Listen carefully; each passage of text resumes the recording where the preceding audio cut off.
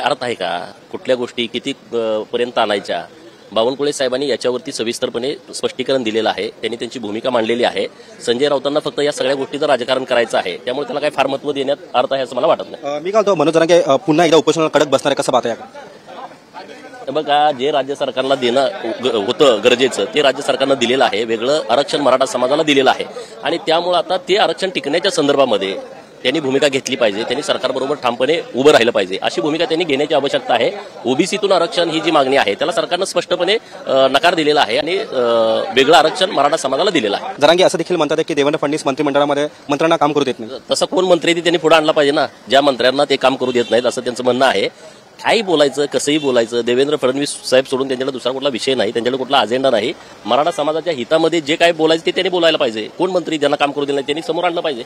या मंत्र्यांना त्यांनी काम करू दिलं नाही, त्यांना पुढे आणल्यानंतर आम्ही बोलू.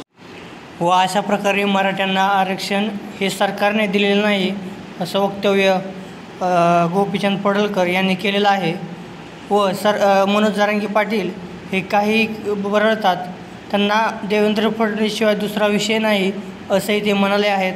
तर मित्रांनो, तुम्हाला ह्या व्हिडिओबद्दल व त्यांच्या वक्तव्याबद्दल नेमकं काय वाटतं हे कमेंटमध्ये नक्की कळवा. जय महाराष्ट्र.